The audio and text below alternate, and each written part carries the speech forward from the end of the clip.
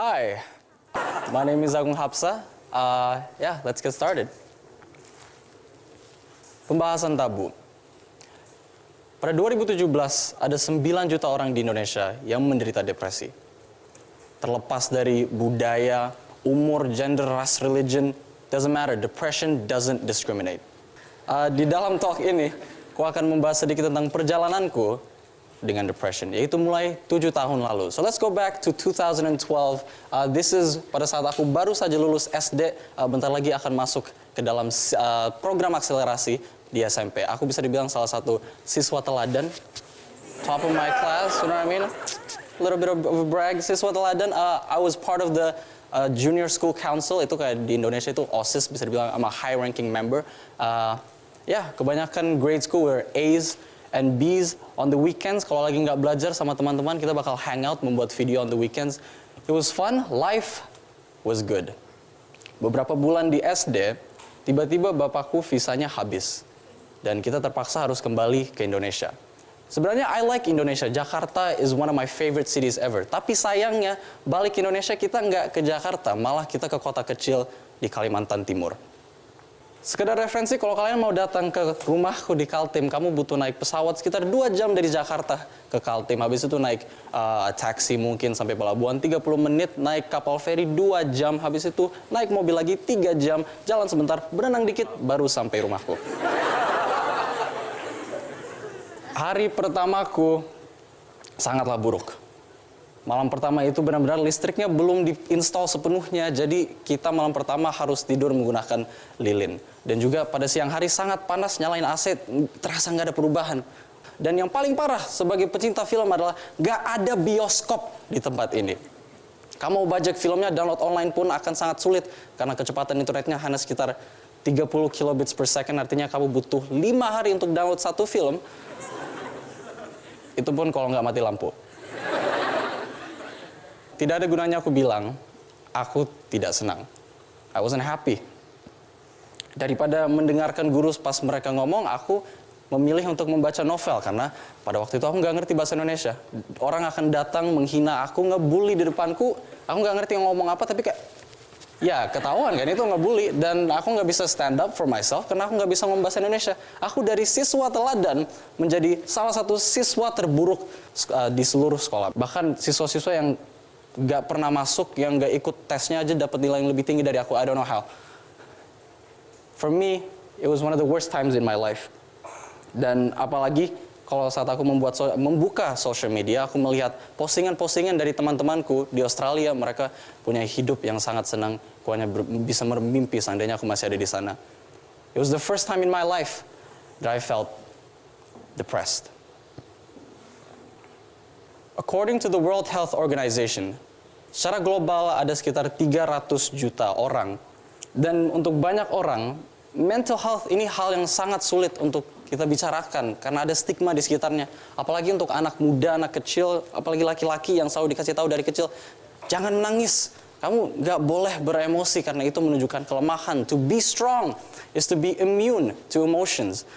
But at the time, pas aku kecil itu, all I wanted to do was curhat, ngomong ke siapapun yang ingin mendengarkan. Tapi di saat semua orang di sekitarku sangat jarang ada yang bisa bahasa Inggris, that was a very hard thing to do. You can't talk to anyone. Dan walaupun ada orang yang bisa ngomong bahasa Inggris, they don't get it.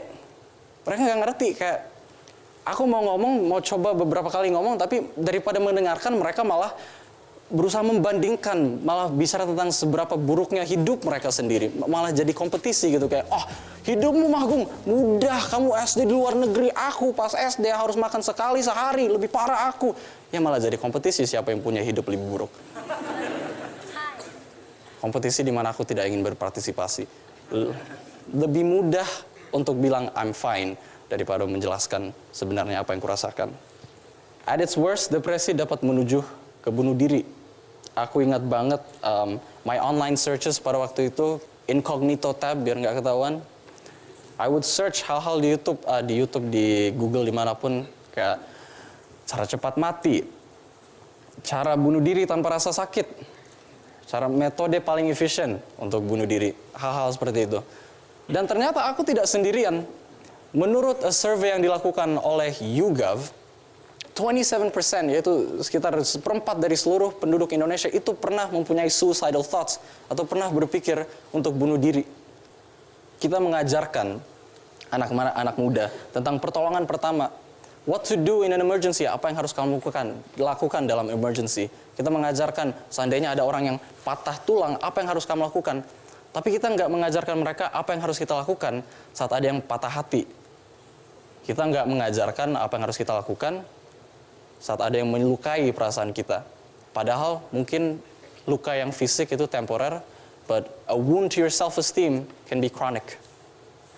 We all have little voices in our head. Kita semua punya suara-suara kecil di kepala kita. Satu ini yang ngomong-ngomong hal yang menyenangkan, yang positif. Kayak, hey, rambutmu keren hari ini. Hey, wow, good job, man. Hey, idemu tadi brilian banget.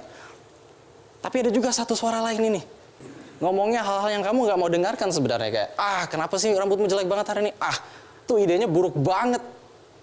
Depresi adalah ketika that small little voice makin lama makin besar, makin lama makin nyaring, makin sering ngomong, bahkan sampai pas the positive voice mau ngomong, the negative one mengambil alih, dia malah mengambil alih, he takes control, dan semua yang bisa kamu dengarkan hanya yang negative voice all day, every day, di setiap waktu, di setiap saat. It controls you. It takes over you. You are not you anymore. Caraku mengatasi, the way I overcame my depression, adalah dengan membuat video. Di saat aku nggak bisa berbicara dengan orang-orang, aku membuat video di mana aku langsung ngomong ke kamera dan benar-benar kayak curhat. Ya, apa yang kurasakan, my frustration, kemarahanku, kesedihanku, semua yang kuinginkan langsung curhat ke kamera. Di mana tidak ada opsi yang verbal, aku memilih untuk melakukannya secara digital, secara visual. It introduced me to a community yang I desperately needed. Membuatku ketemu dengan teman-teman baru yang punya similar interest dengan aku, yang punya pengalaman yang sama, membuatku sadar bahwa aku sebenarnya tidak sendirian, and that I mattered. Mental health issues yang paling common, yang paling umum adalah anxiety and depression. Tapi hanya 2 dari 5 orang yang menderita dari penyakit-penyakit ini, hanya 2 dari 5 seeks professional help. Hanya 2 dari 5 akan mencari pertolongan profesional. Itu sangat aneh untuk didengar karena misalkan kamu diabetes atau lebih parah lagi stroke, ya 100% tentu saja kamu akan pergi ke dokter, check up. Tapi kenapa kita tidak gunakan logika yang sama untuk mental health issues? Ternyata rintangan terbesar untuk orang mencari pertolongan profesional sebenarnya itu simple. Mereka nggak tahu harus kemana. Kita tahu kita harus ke rumah sakit ketika kita cedera, tapi kalau kita lagi depresi harus kemana? We don't know. It's not public knowledge, nggak diajarin di sekolah. Dan rintangan ketiga untuk mencari professional help itu sebenarnya mereka tahu harus kemana, tetapi mereka takut malu, mereka takut akan stigma yang ada di sekitar mental health issues. Beberapa tips dari pengalamanku kalau kalian sedang menderita, sedang merasakan depresi. First of all, very simple. Talk to someone that you trust.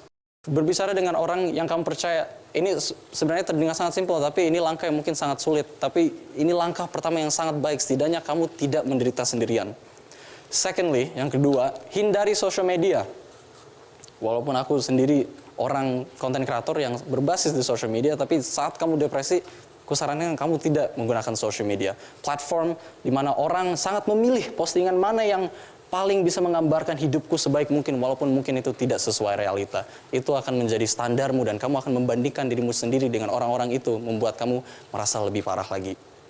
Dan ketiga, cari pertolongan profesional, ngomong dengan orang jika kamu bisa.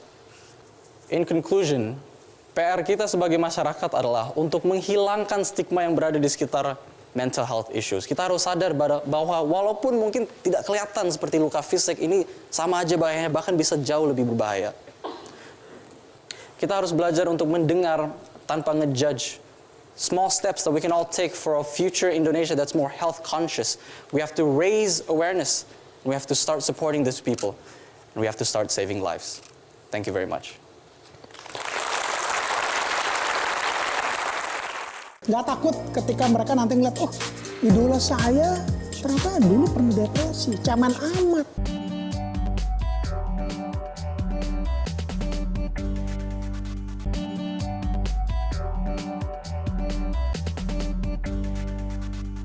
Agung, thank you so much. Tadi sudah.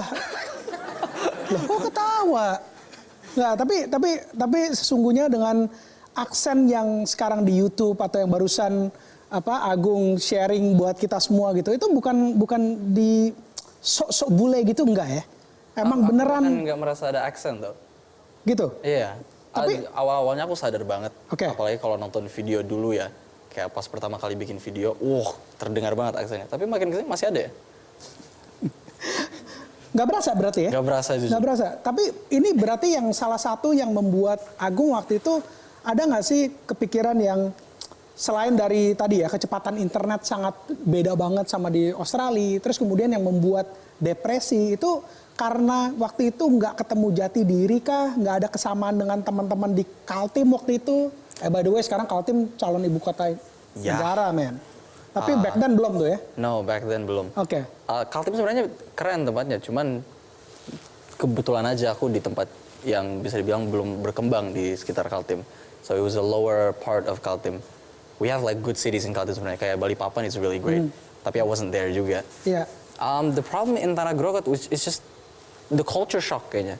Benar-benar beda banget. Kayak contoh kecil aja, kalau aku mau ke rumah teman, pasti akan ku chat dulu kayak di Facebook atau di di telepon atau apapun. Ini kayak benar-benar strangers di luar kayak, Mas Agung, kayak what? Is this allowed? Kayak ini property loh, kamu boleh masuk. Like it was Karena so waktu weird. di Australia nggak gitu. No, gitu ya. no, kamu mau masuk properti orang benar-benar harus tahu it's trespassing kan Yeah. sebenarnya.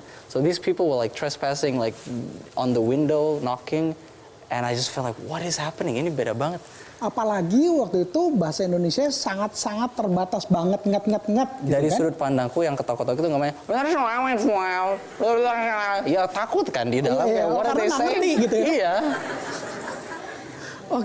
Oke. Nah, hari ini jadi ngebahas tentang pembicaraan yang tabu sebenarnya. Karena yang tadi Agung juga udah sharing gitu bahwa banyak orang yang depresi in a way gitu. Tapi ada dua hal sebenarnya. Satu kayak dia nggak ngerasa kah mungkin atau denial gitu ya. Yang kedua ya memang, aduh masa diomongin ke orang-orang gitu. Nanti orang-orang mikir gue cengeng, mikir gue nggak punya pendirian yang kuat dan seterusnya gitu. Nah ini hari ini malam ini Agung ceritain kita ke kita semua gitu. Itu nggak ada ketakutan nanti ke depannya. Your fans. Yang sekarang berapa subscribe ininya? Yang subscribe di YouTube berapa? Berapa puluh juta orang? Puluh. Bukan atas ya, Pak. Kurang tahu jujur, Pak. Oke. Nah, tapi nggak takut ketika mereka nanti ngeliat, oh, idola saya ternyata dulu pernah depresi, caman amat. I'm not a perfect person dan aku tidak pernah bilang bahwa I'm perfect in social media. Justru aku merasa the power of influencers adalah ketika kita mengasih lihat bagian-bagian lemah kita untuk menunjukkan bahwa kita juga Manusia. We're people, yeah, we're people, we're all people. We all suffer from the same things. Kita juga flu kok, kita juga punya keluarga sendiri. So for me to reveal parts of my life, memang aku agak selektif ya kayak apa yang mau aku bilang. Tapi aku merasa ini hal yang orang seharusnya lebih aware akan hal ini. It's a problem and it's taboo. Padahal ada 300 juta di seluruh dunia yang mengalaminya. It doesn't make sense for us to keep quiet about a problem yang it's like a secret yang kita semua punya, but nobody discusses it. Karena kita semua takut bahwa we're the only one. Padahal banyak orang lain. Dan when you start talking, mudah-mudahan orang baru mulai kayak keluar dan confess juga. And then we can have a conversation setidaknya. Nggak semuanya menderita sendirian-sendirian dan merasa hanya sendirian menderita gitu. Ya. Waktu dulu pertama kali, jadi sekarang ini sebagai YouTuber terkenal gitu. Waktu dulu pertama kali mulai, berarti kan intensinya cuman ya udah ngomong ke kamera jauh lebih gampang dibanding ngomong sama orang lain. Dan you like doing it, happy ketika ngelakuinnya gitu kan. Waktu itu kebayang nggak sih akan seperti hari ini? No. Sekian juta orang atau sekian belas juta orang akan total puluhan juta orang nonton your video, your content? Tentu saja enggak. Kayak nggak mungkin aku pernah bayangin suatu hari akan ketemu Reza Arab, ketemu Mas Billy Bowen. It never crossed my mind. Yang ku inginkan hanya I just wanted to make good content that I was proud of, that made me happy. And every single video that I made, it was fun. It was just passing the time daripada mikirin tentang sekolah yang aku udah tahu nggak bakal lulus, mikirin tentang ABC yang aku sudah tahu ini pada akhirnya akan gagal, mending aku fokus kepada hal yang I'm good at and I know I can get better. So that's what I did. Oke. Nah terus kemudian kalau tadi Agung sendiri bilang punya beberapa tips dan yang udah dikasih ke kita semua. Kalau ngerasain depresi sebaiknya melakukan ini dan ini dan ini dan ini gitu. Salah satunya ya cerita ke orang yang mungkin yang kita respect dan seterusnya. Nah ini waktu itu kalau boleh tahu Agung bisa dapetin tips-tips itu dan Agung melakukan hal-hal tersebut itu dari mana? Apakah you actually Googled something gitu? Oke, gimana caranya mengatasi depresi atau gimana waktu itu? Honestly, it was trial and error. Trial and error. Yeah, I did weird things. So you lucky gitu ya hari ini ada di sini karena banyak orang yang ketika merasakan depresi kemudian tidak berusaha untuk mencari tahu bagaimana mengatasinya, akhirnya they end up beneran bunuh diri gitu. Yeah, but I tried some weird stuff. Kayak awalnya one of the things that I thought, kukira dietnya, perubahan diet membuat aku mungkin lebih hormonal atau apapun. So I tried like not eating certain things. It didn't work, of course. But yeah, eventually like I was in denial sebenarnya, kayak no, this is not depression. Like I have a good life. I live in a nice house relatively dibandingkan dengan orang-orang yang tadi yang cuma makan sehari sekali. I'm like no way, ini bukan depresi. Tapi lama-kelamaan it starts like semua opsinya it's crossed out, yang tersisa hanya depresi. So that's how I came to that conclusion. And then I realized, okay, I should talk to someone.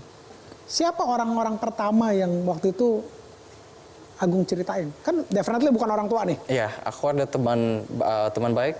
Dia sekarang lagi di Jogja, tapi dulu kita rumahnya cukup dekat di Kaltim dan dia kebetulan bisa bahasa Inggris juga. So we would talk biasanya on the weekends, on Saturday. Aku datang ke rumahnya sehari baru pulang lagi, and that's who I would talk to sometimes.